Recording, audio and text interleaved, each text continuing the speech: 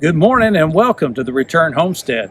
My name is Mike and my wife Marty and I homestead 6 acres in northeastern Kentucky. Y'all been watching, we've been trying to get this chicken coop put together for the Silkies, and yesterday we got the roof on, but boy, we could not do anything about shooting video. It was way too windy for that. Today we're going to get out here. We tried to get the metal on the roof yesterday. There was no way to do that. I would have ended up losing a finger or an arm or something with the metal flying through the air with the way the wind was blowing. And the wind got to be too much even to do this intro, so we're going to have to play with this wind today. Here on the coop, we've still got a little bit more work to do. We've got to close up the end walls. So when we built the end walls with one end higher than the other, we ended up with these little triangles at the top of the walls. We've got to get those fixed up as we get things moving forward. So come on with us. We're going to get this thing hopefully finished up. Maybe we'll get some Silkies inside here today.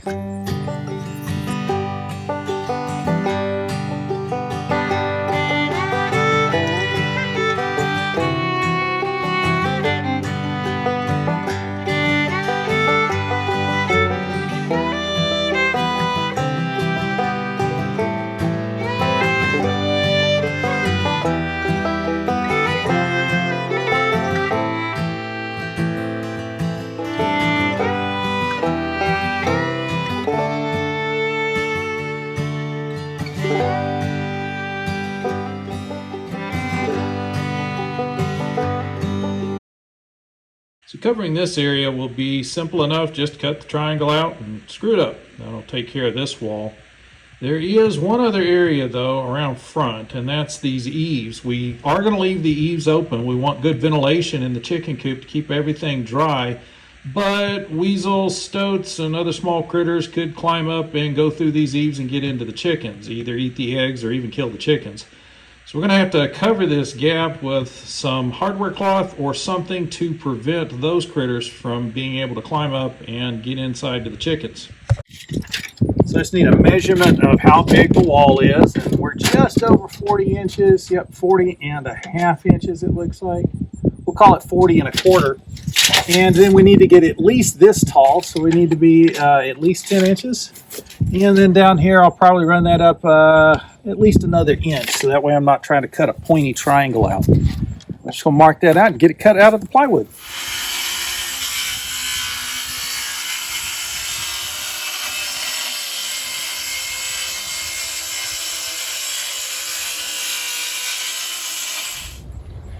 All right, so that triangle covers perfectly. That's getting all of the open area, so that's going to seal everything off so it's completely closed in. I have some Z-trim too that we're going to put underneath here, and that Z-trim is specifically to keep water from running down inside of the plywood below. So anytime you're going to have a seam between two pieces of plywood that it's exposed to the weather, you want to make sure you put the Z-trim in there, otherwise the water will seep down into the plywood and it'll peel this front layer off. So I'm going to get that Z-trim cut in place, and we're going to make another one of these because we got this on the other side as well.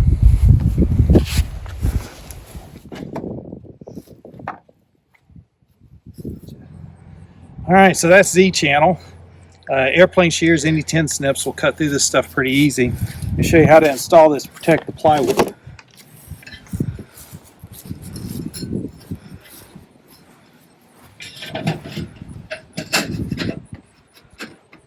So that's all we're doing is just mounting it on the top of that sheet of plywood, and we'll screw that off before putting this sheet on top of it. And that way any water coming down is going to sheet right off. It's not going to soak into the top of that sheet.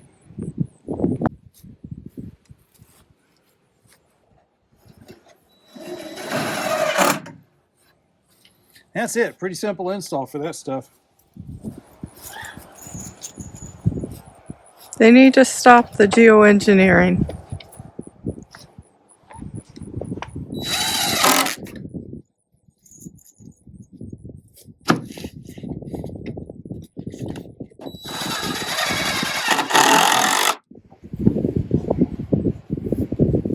So you'll have to get it up there, and I'll have to hold on the low side.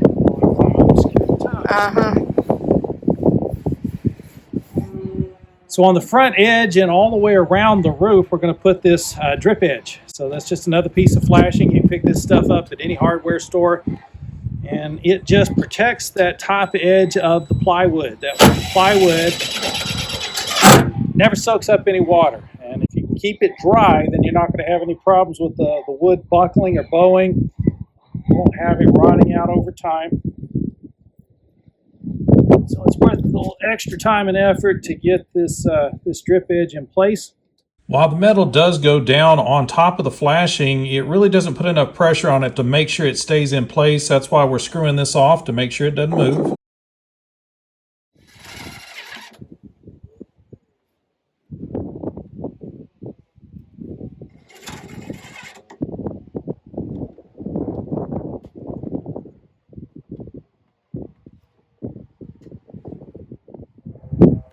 And we got the first piece of metal up. We've even got the screws in down on the bottom side already.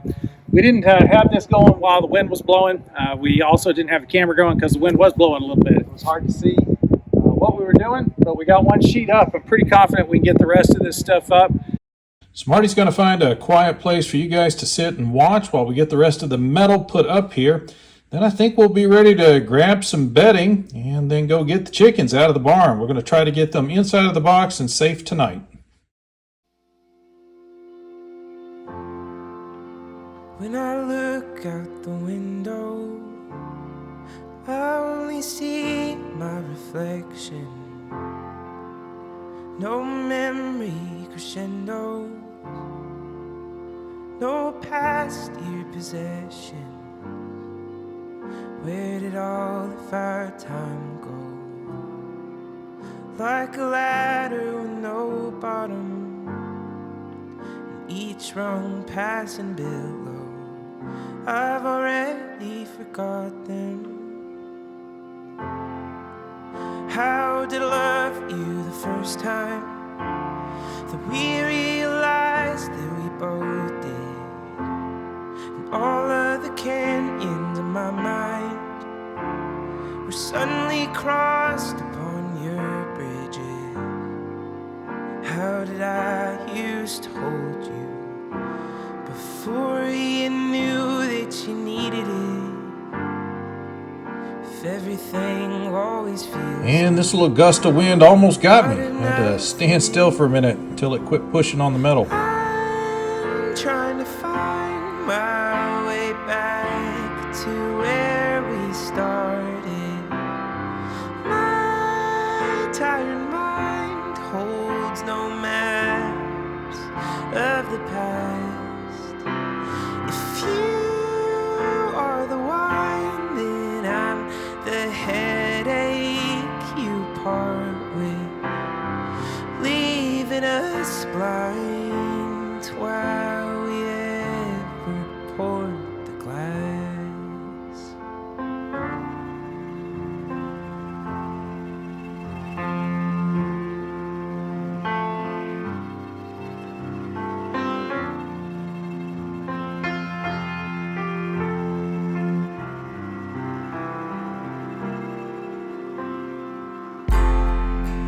When the rain comes tomorrow and the sun peeks through small cracks, and I'll see you're an echo of a sound I can't get back. Where did all of our time go? What is it that we don't know we're missing? There is no hope in photos if I can't remember the feelings within them. I'm trying to find my way back to where we started. My tired mind holds no maps of the past. If you are the one, then I'm the headache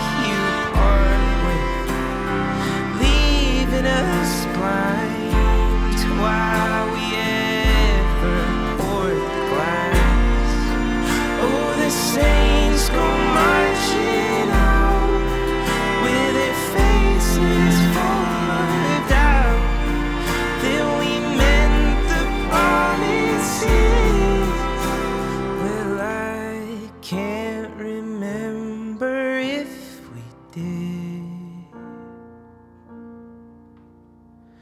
I'm trying to find my way back to where we started. My tired mind holds no maps of the past. If you are the one, then I'm the headache you part with, leaving us blind to why we ever poured the glass. Darling, why did we ever pour the glass?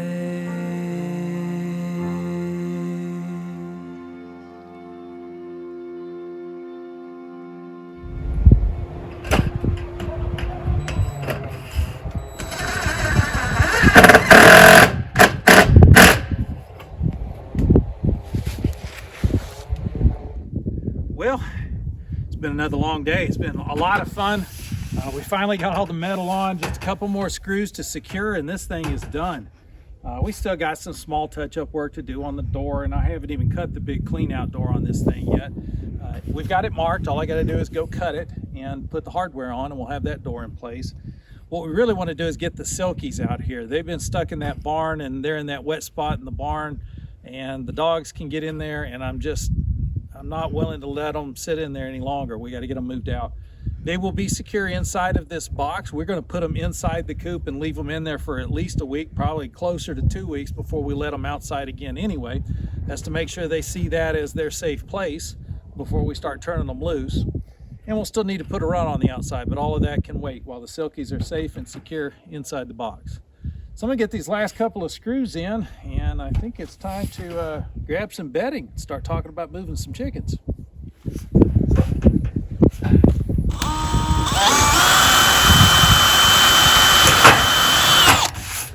It's important when you're building on your property that you know what the prevailing wind systems are in your area.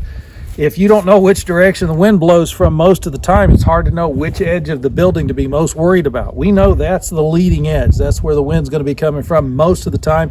That's going to be the southwest in that direction, and 98% of the storms that we get are going to come from that direction. So we made sure to double up on the screws on that edge to make sure we never get any kind of a lift out of it.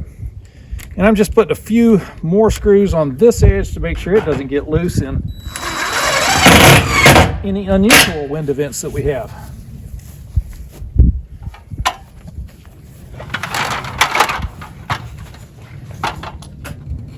Once this is all done, I've made a barn quilt to go on the front of the coop. And then once that gets done on the door, which is right here, I'm going to do a decorative painting on that right there. I'm looking forward to that. So stay tuned. This isn't done yet. And then this spring, your garden's going to spread out all around these guys. So it's going to be a lot of fun watching the coop develop, seeing how it changes as we start working and living out here in the garden behind the house. It's going to be real fun. I'm excited. Now this house was originally stained. And somebody came and painted it this awful yellow. I don't know if you think it's awful, but for me, it's a log house. It shouldn't be yellow. So we are going to be putting it back brown. Something to go with this green roof that everybody seems to put on their houses. What's the deal with those green roofs? This is the third house we've had with a green roof. For some reason, everybody puts those up. I wish it was black, and then this yellow would look really good. We're also going to take this area here and extend this porch. So it will come out a lot further. I'm 5 foot tall, and that stairway is very steep. So we want to bring it out, which will put stairs right about there. And we'll only have about 4 instead of 115. So we do want to have a back patio overlooking the garden and the Silkies. You can't make this stuff up. That's God, folks. I did not design this door to receive this bale of pine straw. That's just the way things go when you got him on your side.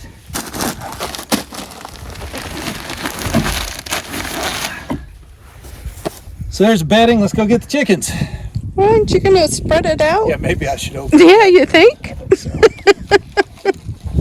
And we are losing the sun, but we got them in.